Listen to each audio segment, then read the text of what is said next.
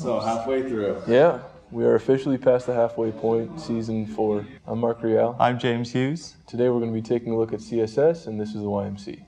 In the simplest way, what is CSS? It's basically taking all your content that you defined with tags, which is the HTML, and kind of styling it to the way you want it to look. The definitive thing to keep in mind is that HTML is responsible for content, CSS is responsible for the design.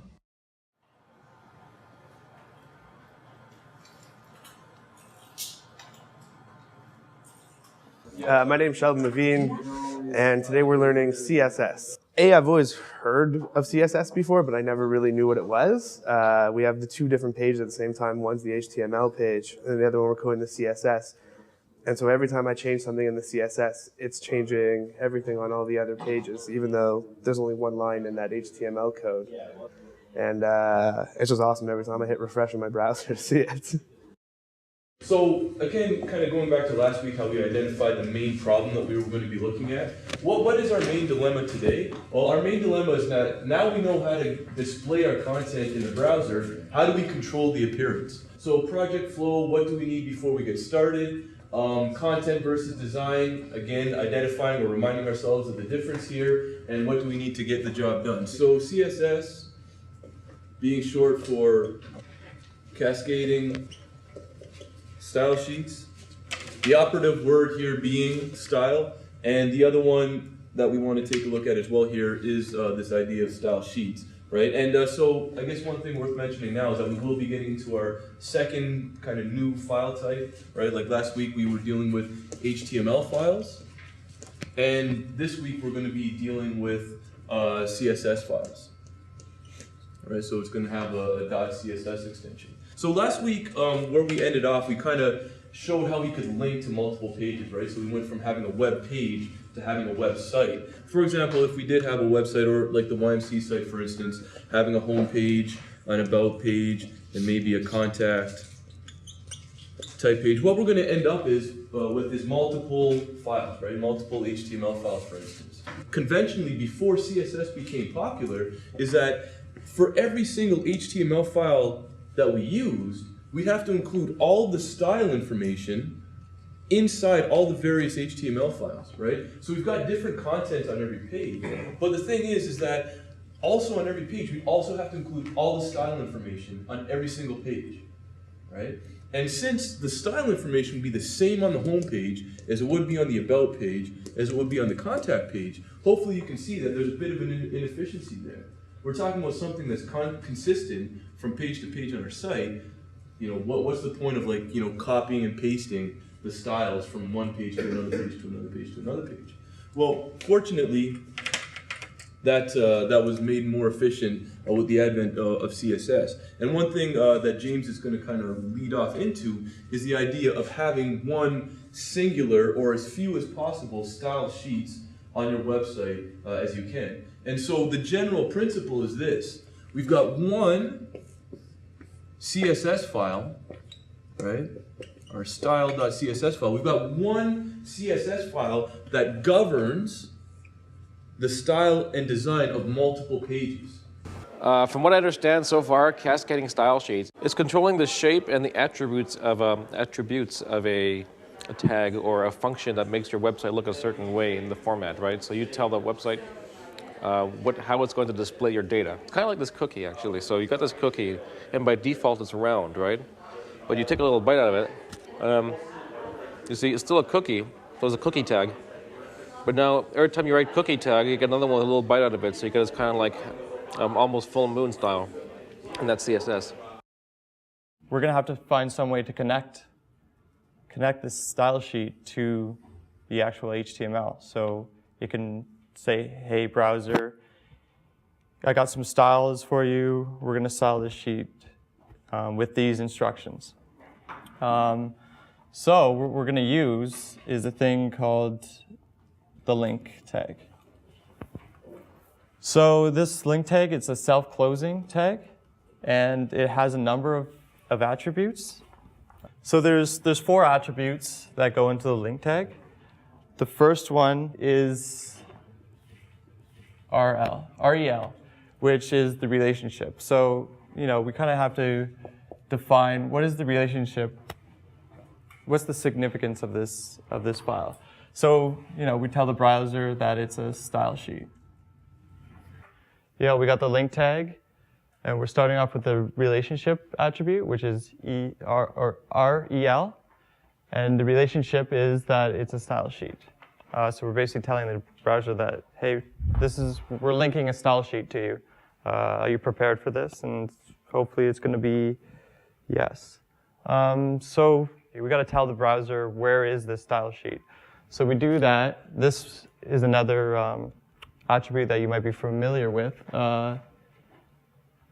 It's the href tag.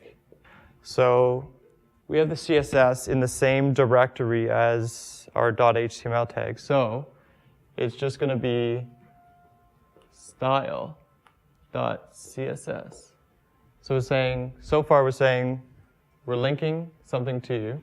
The relationship is style sheet. Here is the file, style sheet, or style.css. There's two other attributes that we have to kind of go by. After that is the type.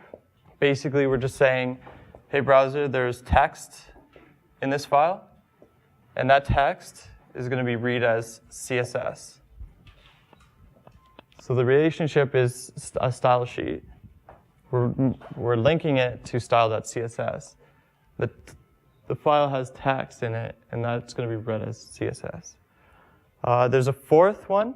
That is the media attribute. So this one, we're going to add in the screen media because it's on desktop or laptop.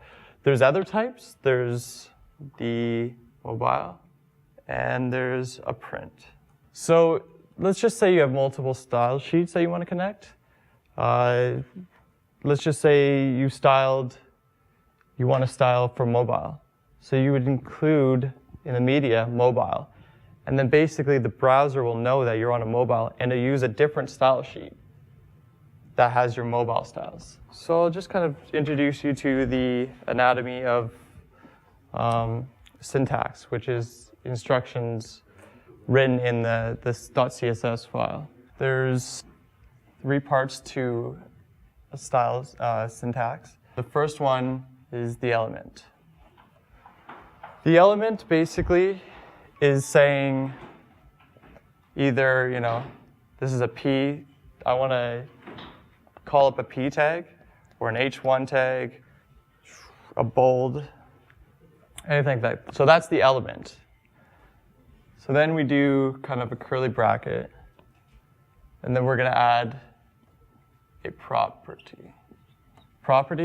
And then the value of that property, kind of describing what that property is. So basically, I think a good way to kind of say that is like, if I was a scientist and I was genetically engineering a person, I would say, hey, the eyes, the color is going to be green. So then we have our element, which is the eyes, the property, which is color, and the value, which is green. My name is Matthew Patience. I'm Greg Carron. I'm the other half of MobiCartel. I'm the design half. Matt does a lot of the coding. So we're here today to talk a lot about mobile, all the different platforms that are available, and what's possible with each platform. $30 billion is going to be made on mobile in the next few years. It's a really intense industry. There's a lot of wars going on. There's a lot of hardware, a lot of software. The guy in the middle, the one we developed for Android. Who's heard of Android? Everybody, pretty much. Great. Like I said, 886% year over year. It's a crazy space right now. Obviously, this is the place to be right now. There's so many devices coming out, and so obviously this is probably somewhere to put your focus on development. Okay, so Windows Phone 7, very new, just released this month actually. So one of the things you'll notice is that the UI is very refreshing. So basically what I mean by it is it's all typography based, so basically it's a lot of text. It's all very clean cut. You can see from all the squares on the front home screen, everything's accessible from there, your nice little dashboard. You'll notice that a lot of its features are going to mimic some of their products that they already have, like Zune, which is their media player. Their Xbox Live service, Internet Explorer, all those products are basically just all inside there, you know, tried and tested products that work really well. Why not put them in there, right? So it's really nicely put together. The mobile aspect of the web is really expanding. So learning, like you said, on desktop and learning HTML and different web development technologies, you can take those take that knowledge and push it to mobile, so that, you know, depending on what platform you want to develop for, a lot of those functionalities, you know, it's like Matt said, you're mobile. So you have your phone on you, you have contact, you have location-based things. So to be able to push and advance their applications that they build on desktop, if they're building software, if they're building websites, to port those all over to mobile. Everyone knows mobile is exploding, so I think it'd be smart to, you know, learn those desktop environments, but as well look into mobile like we have.